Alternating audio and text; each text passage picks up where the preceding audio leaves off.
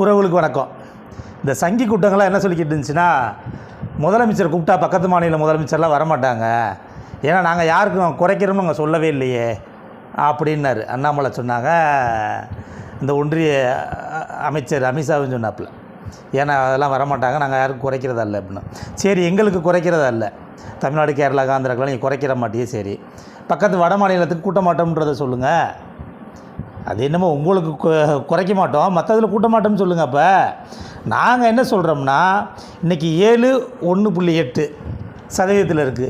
இதே சதவீதத்தில் கூட்டுறாதாலும் கூட்டிக்க, எங்களுக்கு ஒன்றும் பிரச்சனையும் இல்லைல்ல. பக்கத்து மாநிலத்தில் கேரளாவில் எத்தனை இருக்கோ அதே சதவீதத்தில் கூடு. நீங்கள் 800 பேர்த்த கூட்டணும்னு நினைக்கிறீல்ல, ஏற்கனவே நாடாளுமன்றத்தில் கட்டி வச்சுட்டியே, 800 பேர் மேலே உட்கார்ற மாதிரி கட்டிட்டியே, அதுக்கு தகுந்தாப்புல கூட்டுறாந்தான் நம்மளுக்கு சதவீதத்தில் படி கூட்ட. அதை ஏன் சொல்ல மாட்டேற? உங்களுக்கு தமிழ்நாடுக்கு குறையாதுன்னு சொல்கிற அண்ணாமலை பக்கத்து மாநிலம் வட மாநிலத்துக்கு கூட மாட்டேன்னு கூடாதுன்றது ஏன் சொல்ல மாட்டேறியே? அது கேட்டால் மக்கள் தொகை கணக்கெடுப்புனா அப்போ நாங்கள் குடும்ப கட்டுப்பாடு ஒரு ஒன்றிய அரசு சொன்னதை கடைப்பிடிச்சதுக்கு எங்களுக்கு நஷ்டேடா? நீங்கள் என்ன சொன்னீங்க, இங்கெல்லாம் யாரும் வரமாட்டாங்க அப்படின்னு. இன்றைக்கி ஒரே ஓவரில் 7 6 அடிச்சிருக்காரு. கூட்டத்திலேயே கிட்டத்தட்ட 7 மாநிலங்களில் முதலமைச்சர், துணை முதலமைச்சர், எதிர்க்கட்சி தலைவர், ஒட்டு மொத்தமாக 7 மாநில மக்கள் தொகை இருக்குது. இன்றைக்கி முதலமைச்சர் இருக்காருன்னா இங்கே தமிழ்நாடோட முதலமைச்சர் அவர் என்ன நினைக்கிறாரோ அதுதான் செய்ய போகிறார். அது மாதிரி 7 மாநிலத்தில் உள்ள எதிர்க்கட்சிக்கு முதலமைச்சர் மட்டும் இல்லை, துணை முதலமைச்சர், எதிர்க்கட்சி தலைவர், அங்கே உள்ள நாடாளுமன்ற உறுப்பினர்கள் எல்லாருமே. அது சொல்லுவாங்கள்ல, ஒரு ஓவரில் நீங்கள் 6 6 அடித்து யுவராஜ் சிங்கை கேள்விப்பட்டிருப்பீங்க. ஆனால் இன்றைக்கி ஐபிஎல் ஆரம்பம். இன்றைக்கி முத்துவேலு கருணாநிதி ஸ்டாலின் அவர் ஒரே ஃபஸ்ட்டு இதுலேயே 7 மாநிலத்தில் ஒரே இடத்துல கொண்டு கூப்பிட்டு உட்கார வச்சு இன்றைக்கி அவர் என்ன சொல்கிறாரு, நாங்கள் அடுத்த மாநிலத்துக்கு யாரோட உரிமையை பறிக்கணும்னு நாங்கள் நினைக்கல, ஆனால் எல்லாத்துக்கும் சமமாக கொடுங்க, யாருக்கும் எந்த பாதிப்பு இருக்குல்ல அதை கொடுங்க, கூட்டுறதா இருந்தால் சதவீத அடிப்படையில் கூட்டுங்க. அதை நீங்கள் சொல்ல வேண்டியதானே? அதில் ஏன் நீங்கள் எது சொல்ல மாட்டீங்க? இன்றைக்கி அண்ணாமலை இன்றைக்கி கடன் துட்டிக்கிறாரு, பக்கத்து மாநிலத்தெல்லாம் கூட்டிகிட்டு வந்திருக்காரு, மற்ற உரிமைக்கெல்லாம் பேச மாட்டுறாருன்னா மற்ற பிரச்சனைகள்ன்றது நாங்கள் அது அப்புறம் பேசிக்கிறோம். அதை இப்போ என்ன பிரச்சனை? இப்போ மண்டை உடஞ்சி ரத்தம் வருதுன்னா இப்போ கட்டு போடணும். ஒருத்தன் உங்களை அடிச்சுட்டு போனானே அந்த சண்டையை பேசுங்கன்னா என்ன அர்த்தம்? இப்போ என்ன பிரச்சனை? இப்போ காயத்துக்கு மருந்து போடணும்னா இப்போ உள்ள பிரச்சனையை சரி பண்ணணும். அதுக்கு ஃபுல்லாக முதலமைச்சர் கூப்பிட்டோன்னே வந்திருக்கா பாருங்க. பஞ்சாப் முதலமைச்சர் வந்திருக்காரு, கேரளா முதலமைச்சர் வந்திருக்காரு. அப்படின்றபோது அதை யோசிங்க. ஒரு முதலமைச்சர் இருக்கும்போது இன்றைக்கி முதலமைச்சர் அவர் பிரதமர் மாதிரி உள்ள வேலையை அவர் செய்கிறாரு. யாருக்கு வலிச்சா யாருக்கு ஒரு கீழே பசியை கிடக்கும் போது ஒருத்தர் துடிக்கிறான் பாருங்க, அவன் தான் மனிதநேயம் இல்லை.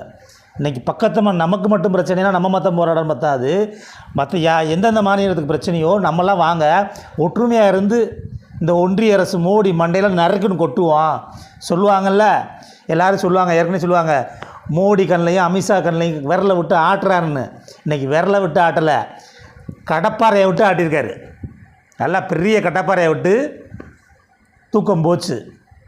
விரலை விட்டு ஆட்டுறதுக்கே தூங்க மாட்டிய, இப்போ கடப்பாறையை விட்டு ஆட்டணும்னா இது எங்கேயோ வைத்தியமாக போகிறீங்க. ஏன்னா நீ சொல்லு, மாற்ற மாட்டேன்னு சொல்லு, நான் எதுவும் செய்ய மாட்டேன், எதுக்கு நீங்கள் இது ஒன்றீங்கன்னா ஒரு அறிக்கை தானே.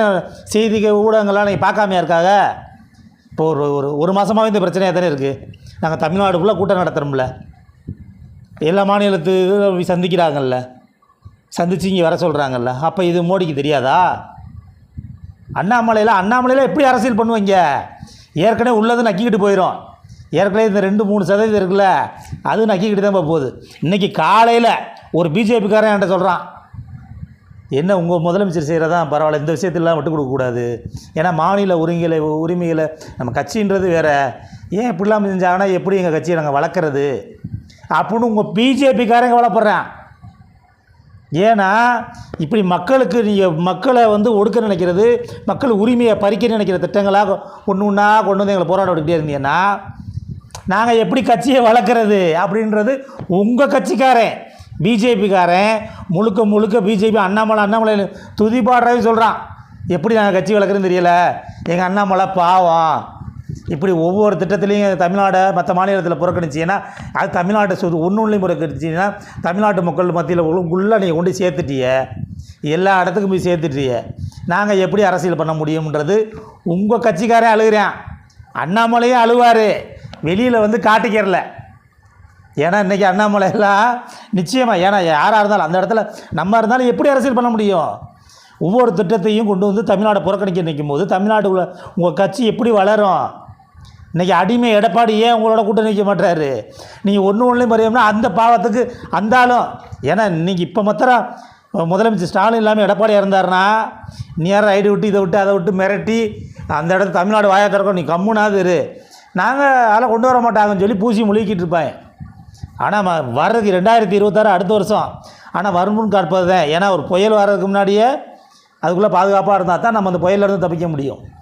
இப்போ ஒன்று கொண்டு வந்த ஒரு பாடு காய் ஓயின்னு கத்தி ஒன்றும் நடக்கலை. கொண்டு வரதுக்கு முன்னாடியே ஒரு முன்னெச்சரிக்கையாக ஒரு தகப்பனுக்கு ஒரு பிள்ளைகளை 10வது பரீட்சை எழுதும்போது அடுத்து எப்படி 11ஆம் முடிக்கும் போது கல்லூரி அடுத்து சேர்க்கறதுக்கு 10வது படிக்கும்போது திட்டமிடுவாங்கல்ல, 2 வருஷத்துக்கு முன்னாடி என்ன நடக்க போகுது, நம்ம எந்த கல்லூரியில் சேர்ப்போம் அப்படின்ற மாதிரி முதலமைச்சர் இப்போயே இந்த தமிழ்நாட்டுக்கு மட்டும் இல்லை பக்கத்து அண்டை மாநிலங்களுக்குமே இன்றைக்கி முதலமைச்சர் ஒரு தகப்பனாக இருந்து செய்கிறார் அது. ஏன்னா கூட்டம் சேர்த்தோன்னே எல்லோரும் வந்துடலாம், ஆனால் அதை ஒருங்கிணைக்கிறதுக்கு ஒரு ஆள் வேணும்ல. இன்றைக்கி ஏன் டோனியை கொண்டாடுறான்? ஏன்னா அந்த கேப்டன் அந்த முக்கியமாக இருக்கணும், அதை ஒருங்கிணைக்கிற ஆள் சரியாக இருக்கணும். அந்த ஒருங்கிணைக்கிற வேலையை இன்றைக்கி முதலமைச்சர் செய்கிறார். அது பக்கத்து மாநிலத்துக்கெல்லாம் பெருமைப்படுற அளவுக்கு இருக்குது. நம்மளுக்கு அது பெருமையாக இருக்குது. இன்றைக்கி நான் திமுக காரன் மட்டும் இல்லை, தமிழக மக்களே பெருமைப்படணும், இப்படி ஒரு முதலமைச்சர் நம்மளுக்கு கிடச்சிருக்காரு அப்படின்ட்டு. இது காக்கணும்னா நம்ம அவர் கரத்தை வழிபடுத்தணும், மக்கள் மத்தியில் இதை கொண்டு போய் சேர்க்கணும். நம்ம மட்டும் இல்லை, உங்களுக்கு பக்கத்து மாநிலங்களில் இருந்தாலும் சரி, எங்கேயும் நண்பர்கள் இருக்காலும் எல்லாத்துக்களையும் சொல்லி நாளைக்கு ஒரு இதனால் இது அவ்வளோ சீக்கிரம் இந்த பிரச்சனையை விட்டுற மாட்டாங்க இவங்க.